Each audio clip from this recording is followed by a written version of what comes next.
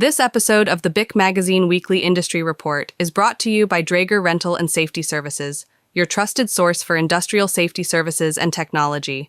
We'll share more about Draeger later in the episode. Welcome to the BIC Magazine Weekly Industry Report, your go-to source for the latest updates in the energy sector. I'm Samantha, your AI podcast host, and today is August 9th, 2024. In today's episode, Chevron relocates its HQ to Houston. The DOE invests billions into the electrical grid, and other top news from the energy sector this week.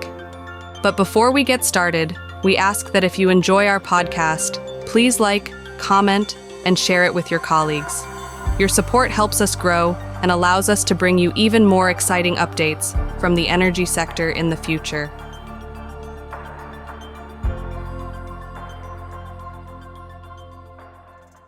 We'll open the show with a story that's grabbed the headlines this week as Chevron Corporation is relocating its headquarters from San Ramon, California, to Houston, Texas.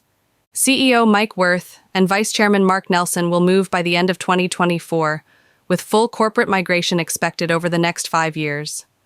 Positions supporting California operations will remain in San Ramon. Chevron currently has 7,000 employees in Houston and 2,000 in San Ramon. Alongside the move, Chevron announced leadership changes, including the retirement of Nigel Hearn, Rhonda Morris, and Colin Parfitt, with new appointments effective later this year. Next, we'll move on to another story involving Woodside Energy, who made news just a few weeks ago with their acquisition of Tellurian. OCI Global has agreed to sell its 1.1 million metric tons clean ammonia project in Beaumont, Texas, to Woodside Energy Group for $2.35 billion. OCI will oversee the completion and operation of the facility, which includes infrastructure for potential expansion. The sale is expected to close in the second half of 2024, pending customary closing conditions and shareholder approval. Next up, we'd like to take a look at some data from the EIA, who recently examined the role of Canadian crude in U.S. refineries. According to the agency, crude oil imports from Canada have become increasingly vital to U.S. refineries, now comprising 60% of U.S. imports, up from 33% in 2013. Canada's crude oil production reached 4.6 million barrels per day in 2023, with much of it exported to the U.S., particularly to refineries designed for heavy oils. Increased pipeline capacity, like the Trans Mountain expansion, has boosted Canada's export potential. However, Western Canadian Select crude trades at a discount to U.S. benchmarks due to its heavier blend and higher refining costs. As the U.S. continues to depend on Canadian oil, the dynamics of this relationship will be crucial in shaping future energy strategies and infrastructure investments. Before we move on to our next story, a quick word from our sponsor. This episode of the BIC Magazine Weekly Industry Report is brought to you by Draeger Rental and Safety Services.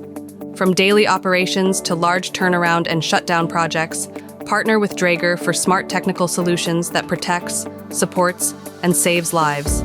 To learn more, visit www.draeger.com. Our next story signals positive movement for U.S. infrastructure as the DOE is investing $2.2 billion to strengthen the U.S. electrical grid, with a focus on protecting against extreme weather, expanding capacity, and supporting clean energy initiatives.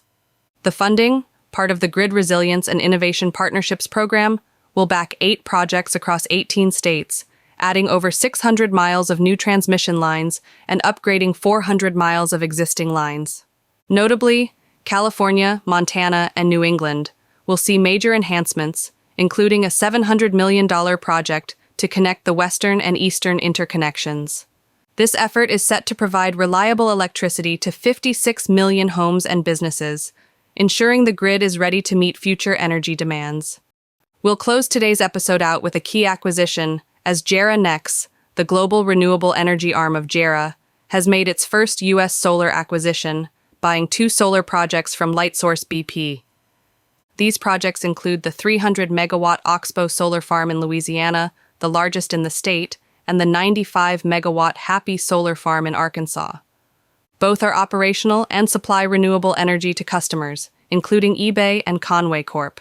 This marks JERA Nex's entry into the U.S. solar market, with plans to expand further in onshore and offshore renewables. Lightsource BP will continue managing the assets, ensuring a smooth transition. And with that, we come to a close on this week's episode of the BIC Magazine Weekly Industry Report. You can head over to bicmagazine.com to read the full stories discussed today, and make sure to follow us on all of our social media channels so that you never miss out on the latest developments, updates, and announcements from the energy sector. Have a great day, and remember, it's what we do together that counts. Thank you again to Draeger Rental and Safety Services for sponsoring today's episode. Make sure to visit www.draeger.com to learn more about Draeger's smart safety solutions for your facility. When safety matters, rely on Draeger, technology for life.